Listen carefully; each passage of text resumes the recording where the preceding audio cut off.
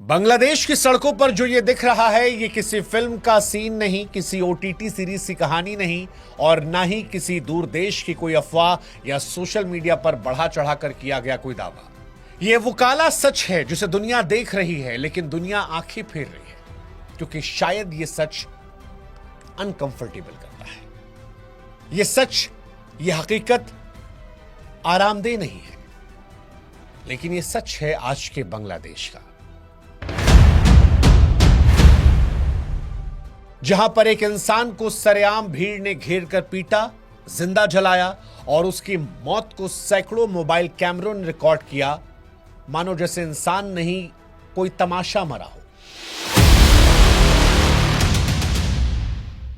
बांग्लादेश में हत्या इसलिए नहीं हुई क्योंकि इस व्यक्ति ने कोई कानून तोड़ा था, बल्कि इसलिए हुई क्योंकि बांग्लादेश में कोई कानून देखने वाला नहीं है। यह किसी सुनसान जगह नहीं हुआ, किसी अंधेरी गली में नहीं हुआ, किसी कोने में नहीं हुआ जहां पर पुलिस प्रशासन की नजर ना पहुंचती हो। यह घटना खुलेआम हुई, लोगों के बीच हुई, शोर, चीख पुकार, नारों, कैमरों के बीच।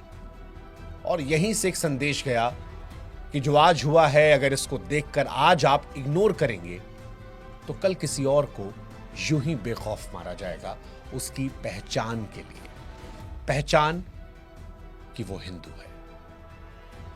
यहीं से सवाल उठता है कि क्या बांग्लादेश हिंदुओं के लिए अब असुरक्षित हो गया है? क्या बांग्लादेश भी उसी रास्ते पर आगे बढ़ गया है जिस रास्ते पर कभी पाकिस्तान था? क्या पाकिस्तान से निकलकर बांग्लादेश अब फिर से पाकिस्तान बन रहा है?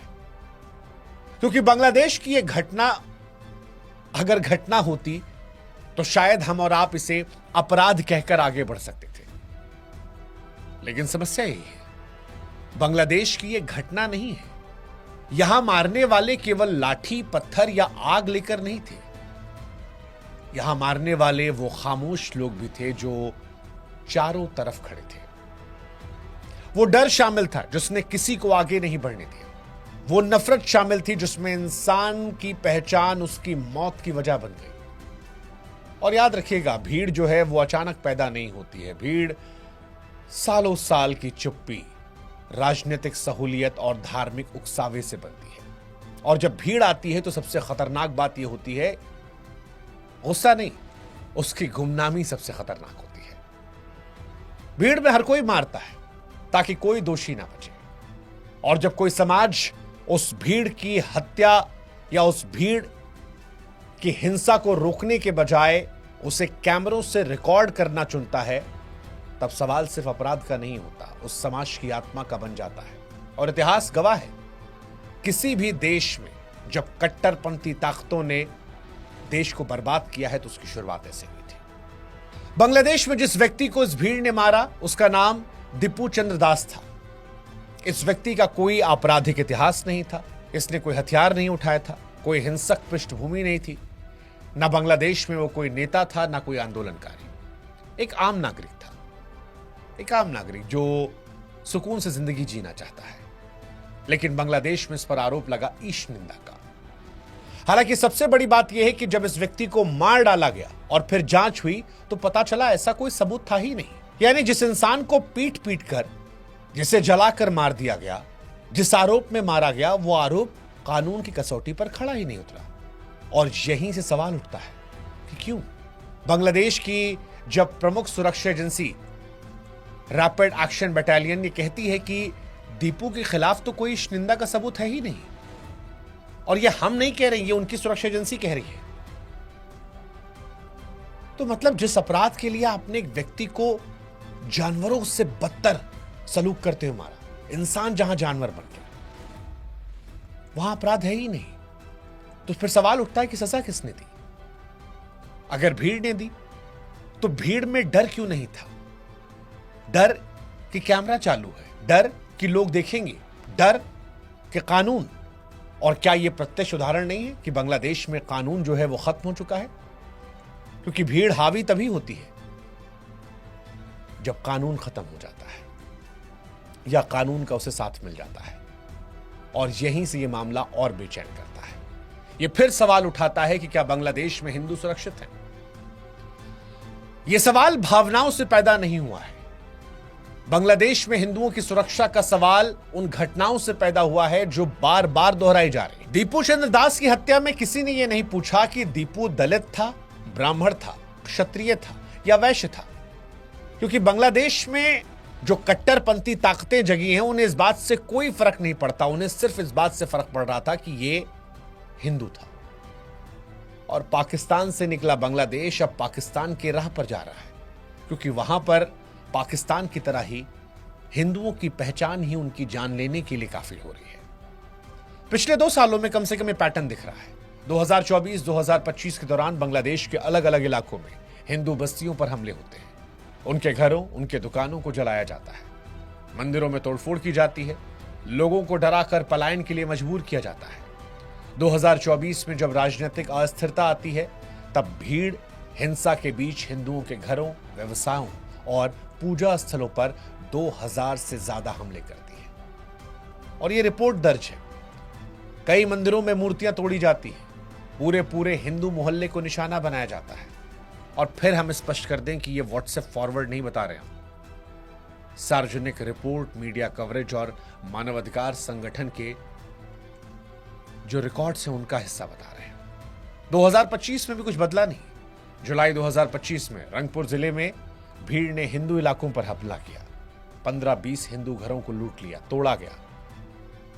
कई परिवारों को जान बचाकर भागना पड़ा। पुलिस, सुरक्षा बल मौजूद थे, लेकिन हिंसा रुकी नहीं। और यह सिर्फ कानून व्यवस्था की नाकामी नहीं थी, ये उस भरोसे के टूटने का क्षण था जब राज्य में पुलिस मौजूद हो, प्रशासन मौजूद हो, लेकिन भीड़ ना रुके। तब यह सवाल उठता है कि आखिर सुरक्षा की जिम्मेदारी किसकी है? और यह सवाल वहां के हिंदू उठा रहे क्योंकि उनके धार्मिक संस्थान सुरक्षित नहीं है। मंदिर तोड़े जा रहे हैं। इस्कॉन से जुड़े मंदिरों और केंद्रों के आसपास कई बार तनाव और हिंसा की घटना सामने आई है। कुछ मामलों में हालात इतने बिगड़े हैं कि केंद्रों को अस्थायी रूप से बंद करना पड़ा। और यह सिर्फ संस्था पर हमला नहीं था, ये उस धार्मिक पहचान पर हमले थे जिसे भीड़ असहज मानती है। और जब किसी समाज में धार्मिक पहचान असहज होने लगे तब अल्पसंख्यक होना अपने आप में जोखिम बन जाता है। और इसीलिए बार बार हम कह रहे हैं कि क्या बांग्लादेश में भी पाकिस्तान की तरह हिंदुओं की जान अब सुरक्षित नहीं है? क्योंकि ज्यादातर मामलों में कहानी एक जैसी है। पहले अफवाह फैलाई जाती है, फिर धर्म का अपमान या फिर ईश निंदा का आरोप लगाया जाता है, और उसके बाद भीड़ आती है, कानून अपने हाथ में लेती है। फिर ना जांच होती है, ना सबूत देखे जाते हैं, ना अदालत की जरूरत। फैसला भीड़ सुनाती है और सजा मौके पर ही मौत के तौर पर दी जाती है। ये न्याय नहीं है, ये भीड़ का शासन है। और इतिहास गवाह है कि जहां भीड़ न्याय करने लगती है वहां सबसे पहले निर्दोष और अल्पसंख्यक मरते हैं। और इस डर को समझने के लिए हमें ज्यादा दूर जाने की जरूरत नहीं है। पड़ोस पाकिस्तान में देख लीजिए। 1947 में आजादी के समय पश्चिमी पाकिस्तान में हिंदू और सिखों की संयुक्त आबादी लगभग 20 से 23% थी, लेकिन आज उसी पाकिस्तान में यह आबादी केवल 1.5 से 2% है। यह गिरावट एक आदेश या किसी एक दंगे से नहीं हुआ। दरअसल जनसंख्या जो है वो दंगों में घटती नहीं है, डर से घटती है।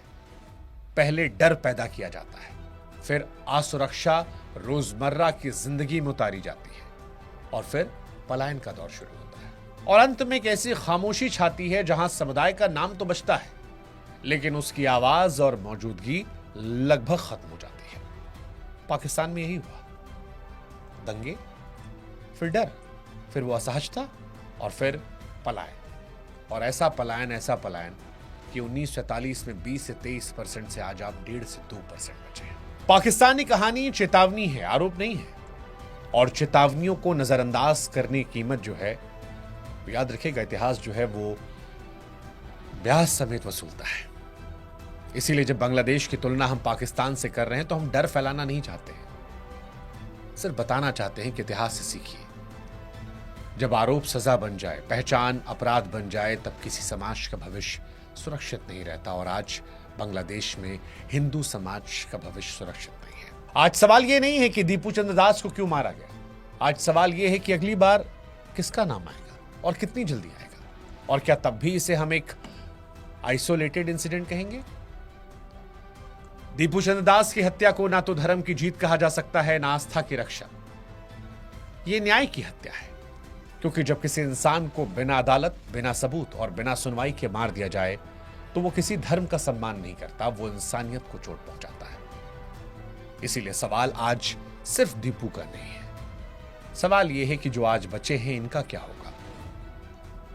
क्योंकि अगर किसी मुल्क में, किसी देश में, किसी समाज में एक इंसान अपनी पहचान के चलते मारा जा रहा है तो खतरे में ना तो कोई धर्म है, ना कोई राज्य है, सिर्फ इंसान है। और जब इंसान खतरे में होता है तो समाज सुरक्षित नहीं होता। और आज बांग्लादेश में हिंदू समाज सुरक्षित नहीं है। इसलिए बेहतर है कि इस अनकंफर्टेबल ट्रुथ पर आंखें फेरने की जगह आंखें मिलाइए। आंख मूंद लेने से हाथ से नहीं टल जाते। आवाज उठाइए ताकि कम से कम आपके देश की सरकारें सुन सकें, ताकि ये आवाजें वहां तक पहुंच सकें, ताकि जो बचे हैं वो जिंदा बच सके। लेकिन जाते जाते एक सवाल, क्या जिस पाकिस्तान से बांग्लादेश निकला, जिस पाकिस्तान से बांग्लादेश के लोगों को हिंदुस्तान ने बचाया, क्या वो बांग्लादेश वही पाकिस्तान बनने जा रहा है? उसमें उन्हीं हिंदुओं को खतरा होने वाला है जिन्हें बचाया गया था? और क्या बांग्लादेश जो एक जबरदस्त ग्रोथ के साथ दुनिया को एक रास्ता दिखा रहा था, वो अब धीरे धीरे पाकिस्तान 2.0 बनकर अपनी बर्बादी की जड़ें खोद रहा है? जो भी सोचते हैं कमेंट सेक्शन में जरूर लिखिएगा। उम्मीद करते हैं कि अब तो आंखें खुलेंगी, और नहीं खुली हैं तो कम से कम आंखें बांग्लादेश की तरफ मोड़िए। आप भी लिखिए, all eyes on Bangladeshi Hindus. जय हिंद, जय भारत, नमस्कार।